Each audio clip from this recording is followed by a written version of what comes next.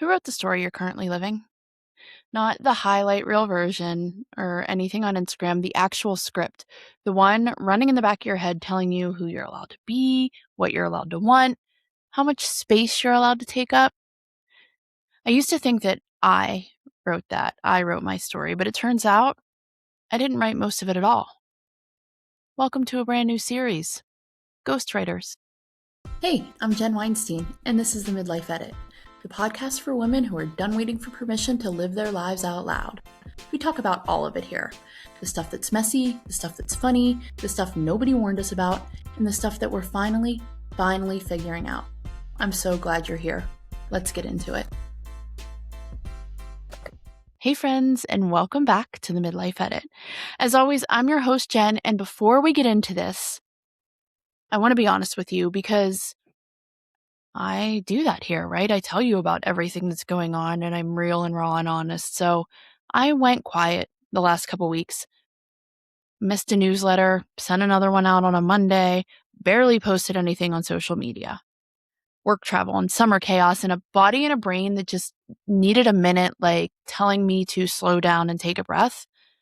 And then I turned 43 on the 13th, which I don't know, it hit different this year. I am a birthday snob. I'm a Leo, right? I love celebrating my birthday and letting everybody know that it's my day. But this year felt less like a birthday and more like a checkpoint. Like, okay, you're 43. What are you actually building here? And apparently it was this, because I may have been quiet out there, but I was so loud in here, in my head, in my notes app, in my journal, in voice memos to myself in hotel rooms, some of it recorded in airport terminals even. And some of it was typed out or written out after 11 p.m., which if you know me, 11 p.m. is not an option. I'm fast asleep by then. I like being in bed between 8 and 9. But I had a day full of meetings because life, and it was the only time I got an actual minute to myself that belonged to me. And then on top of it all, we're selling our house, which if you've ever sold a home, you know it's its own special flavor of chaos. And you kind of reflect on everything and the time that you spent there. So anyway, between the travel, the birthday, the house, everything else, I didn't have a lot of time left over for newsletters and reels, but I had just enough time left over for this. And honestly, that tells you something about how much this series matters to me. What came out of all that quiet is the series that I'm bringing you today. I'm starting today with episode 1 of this series. And if you've been here since episode 75, you know where it started. I wrote a line in my journal. Somewhere along the way, I forgot I was allowed to hold the pen. And that line that I circled and I rewrote and scribbled under, it turned into a framework because once I said it out loud, I couldn't stop seeing it literally everywhere. It's like when you buy a red car and then all of a sudden you see red cars everywhere, right? But the idea is simple. Most of us didn't write the story of our own lives. Yeah, you heard it right. We didn't write that story. Someone or something else did. Something out there. And there are 5 reoccurring authors, 5 ghostwriters: the family, the culture, the relationship, the caregiver, and the job. And each one gets its own special episode in the series, and it gets its own reckoning. And today, we're going to start with the one that got there first before any others had the chance. And that's the family. So here's the thing about the family as a ghostwriter. You don't get cast in the role. You get born into it. And I know every family is a little bit different and every family dynamic's different, right? Maybe you were born into a traditional family with a mom and a dad and they were together forever. Maybe you were born into a family with a mom and a dad who split up. Maybe you were given up for adoption and you had a new mom and a new dad. Or maybe you have 2 moms or 2 dads. Every family's a little bit different, right? But you still get born into it. And every one of those families run on an unspoken script because every kid gets handed a part before they're old enough to even read, let alone audition for another part. Maybe you were the responsible one, the peacemaker, the one who didn't make waves because someone else in the house was already making plenty. Maybe you were the strong one, which really just meant nobody checked on you because you were fine. And there are so many others, but I want to get into one that I kind of hate the word, but we're going to talk about in depth a little bit here before we get into all the others, and that's the black sheep. Here's what I didn't understand for a long time. Being the black sheep isn't random. Nobody just wakes up different for a reason. Sometimes you're the black sheep because honestly, somebody had to be. Every family needs one, whether that's, siblings or your crazy aunt or uncle or whatever. Somebody has a quote unquote black sheep. And it's the one that says the thing or who breaks the pattern or who just won't go along with it. So everybody else is on a trajectory somewhere, and this one just kind of takes it the other way. And sometimes it's because you actually think differently, and that gets read as defiance instead of what it is. And if I'm being honest, sometimes it's just because you spent so much energy trying to get attention or love or to feel nurtured, and it never quite landed the way you needed it to. So you rebelled. Not because you were a bad kid or because you wanted to start trouble, but because what happened when you rebelled? It got some kind of reaction, and any reaction, even a bad one, can feel like being seen when nothing else is working. So that's the part that nobody tells you about the black sheep role. It's not always a personality. Sometimes it's a strategy. Sometimes it's a strategy without you even knowing it. It's a kid figuring out the only way to get noticed in a house that already had a script cast was by being that role. And the thing about a role you've played with since childhood is that it stops feeling like a role, right? It feels like you. And so whether it was, internal or somebody always telling you that's what you were, or um, as you grew up, oh, I'm so glad that you had a hard go, but you changed your life around, or uh, I always knew you'd turn around, or the other way is, oh, she's the black sheep and doesn't go to family events anymore, doesn't be seen. When it feels like you, that's what makes the family such an effective ghostwriter. Because it doesn't feel like somebody else's handwriting. It feels like your own. It feels like you wrote that because you've been told the whole time what you are. And now, the black sheep isn't the only role to play, and it might not be yours. So let me run through a few others because I guarantee you'll recognize somebody, maybe yourself, maybe your sister, maybe the friend that you've been talking to about all this. So what's the opposite of the black sheep? The golden child. The one who seemingly could do no wrong, who got all the praise, who carried the family's hopes on her back, whether she asked for it or not. That role sounds like a good deal. It sounds like something that you want until you realize that the golden child doesn't ever get to fail, ever. She doesn't get to be tired or unsure or off track because the whole family's self-image is propped up on her little star. It's all about her staying in the spotlight. And sometimes the black sheep and the golden child, they butt heads, right? But at the end of the day, they're both trying to get attention just in different ways. And it's still the attention that they're not seeking. Okay, and then there's the peacemaker. It's the one who could read the temperature of a room before she could even read a book. The one who learned to manage everybody else's feelings before she had a language of her own. And she got so freaking good at this, like scary good.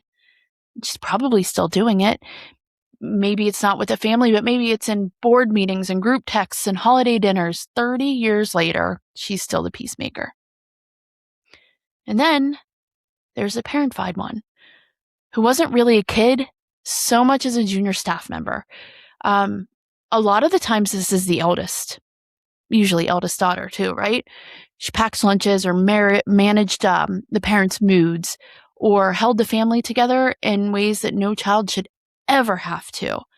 She learned responsibility so early in her life that it looks from the outside like maturity. But from the inside, it just feels like exhaustion that started before she even turned 10. And then there's the invisible one, who didn't get cast in a dramatic role at all. She just got overlooked. And sometimes I feel like this is the youngest who maybe has older siblings and they were almost an oops. And so instead of giving attention, I've seen this. I see it right now. Not in my family, in my own life, but on the outside, where instead of giving them the attention, they're buying their love. And not because anybody meant to do it, but because the house had so much attention to go around, hers went somewhere else. So she learned to take up less space and ask for less and need less because that's what the role required. Okay, so there's all those: the golden child, the peacemaker, parentified kid, invisible one, black sheep. Different scripts, same author. And guess what? Maybe you were a little bit of everything. Maybe your script was written in different scenes as different characters. And here, my friends, is how you know the family is still ghostwriting your life. Whichever role you got handed, notice the moments you make a decision, a real one about your actual adult life. And then some old familiar voice weighs in. Oh, don't rock the boat. Don't make it about you. Somebody has to hold this together. May as well be you. Don't take up more room than you're used to taking. That's not your voice. That's not you telling me what to do. That's the ghostwriter. So here's the part that gets me every time I think about this. These rules don't stay in the house you grew up in. They come with you. They show up at your job, in your marriage, in how you run your business, and what you post and what you don't post, and how much space you take up in a group chat. The peacemaker becomes the woman who apologizes for things that aren't her fault. And yes, I think we all have a little bit of that in us, but think about that. How many times a day do you say you're sorry? And then the golden child, she's the one who becomes the person who can't rest because her worth is still so tied to performance, even if it's not actual work. Even if it's like, sure, at her job, but what about at home as a mom or as a friend or as a daughter still? And then the parentified kid, who is the one who overfunctions at work, who can't delegate, who feels guilty resting because rest was never modeled as safe. It was modeled as lazy. The invisible one becomes the woman who builds an entire business and still has trouble saying, "Look what I made," out loud. And the black sheep, she becomes the woman who still, on some level, expects to be the outlier in the room, who braces for pushback before she's even said a thing, who sometimes rebels against perfectly reasonable things just because some old part of her doesn't trust rooms that feel too calm. None of this is a character flaw, friends. It's just an old script still running in the background decades after the original cast had changed. And like I said, maybe you're a little bit of everything. Think about your own life. Are you the one that everybody else calls when they have an issue, or if something in their life is going bad? But then when their life is fixed or that situation goes away, you don't hear from them?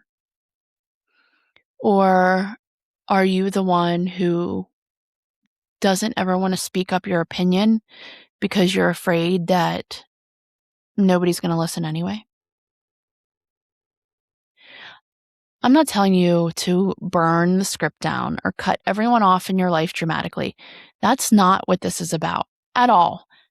Because I truly want to believe that the ghostwriters that wrote your script didn't realize what they were doing. I mean, we're doing it right now to our children even, and we don't realize we're doing it. So this isn't some dramatic cut everybody off.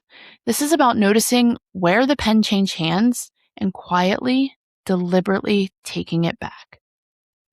So the next time you go to say, "I'm sorry" for something that isn't your fault, or the next time that person calls you when you know it's just an issue, instead of just sitting there listening, speak your piece.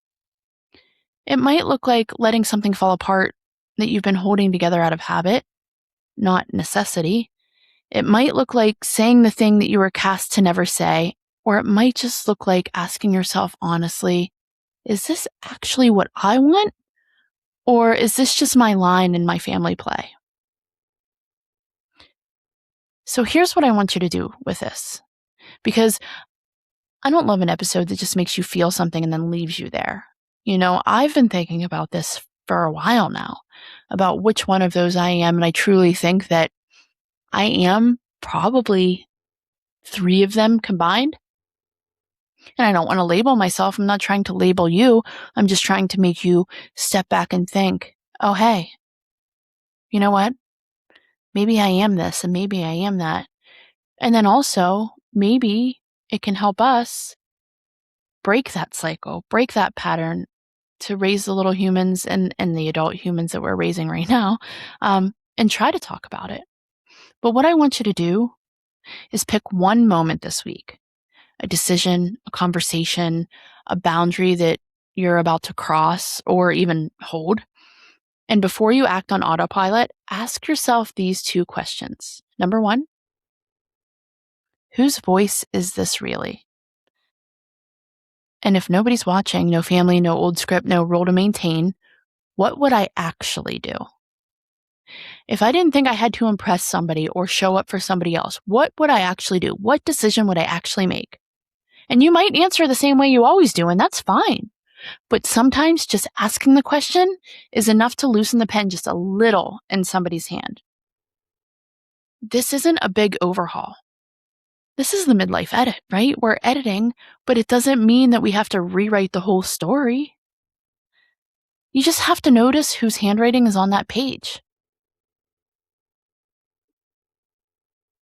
This is something that I'm super passionate about because I think that we all deserve to know our true selves, to learn who we are, and be able to show other people who we are, because I don't think that we realize these things as we're growing up. So that is episode 1 of Ghostwriters. It's the family. And you bet your ass I'm going to have some great guests on here talking about this. But I mean, I did just have one, Audra Phelps. I mean, that's who her ghostwriter was, right? So if you recognize yourself somewhere in this episode, whether you're golden child, peacemaker, parentified kid, invisible one, or the black sheep, I want you to hear which one. Not because I want to hear it. I want to know which one you think you are, or maybe you think you're all of them, or maybe you're saying you're nuts. I'm none of those. But I want to hear because I think there's something powerful about saying it out loud. Maybe for the first time, you can say, this was my role and I did not choose it. So next up in this series, we're going to talk about the culture. It's that ghostwriter that never, ever even met you personally and somehow still has notes on your body, your ambition, your worth. That one that's going to show up in Instagram or Facebook, the one that you're going to watch on TV. And honestly, this one's going to sting a little, but in a good way. So if this episode stirred something up, come tell me about it in the edit room. That's another thing that I slacked on, but I put up a post today. It's just a Facebook group. There's no charge to it. I just want it to be a safe place for women to talk about things like this, to say things out loud that they never could say. Maybe it's to say, hey, I was the golden child and I fucking hated it. Come tell me about it. I read every post. And honestly, some of my favorite conversations come from the edit room. I'll get a DM here or an email there from it because something that I've said or somebody else in that room said sparked something for somebody. My favorite place.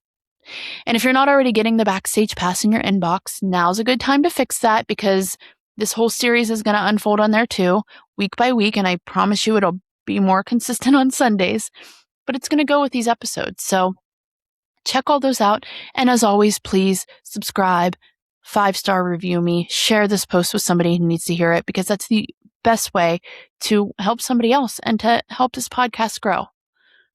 So until next time, go pick up the fucking pen and write a damn good chapter. I'll see you next week. That's it for today, and honestly, I could keep talking, but I'll let you go. If this episode resonated with you, the best thing you can do is share it with a woman in your life who needs to hear it, because we all have that person. And if you're not already subscribed to my newsletter, The Backstage Pass, come join us. It's where I get a little more personal, a little more behind the scenes, and a little more honest than I probably should be. You can find the link in the show notes. Thank you so much for spending this time with me, and I'll see you next Tuesday.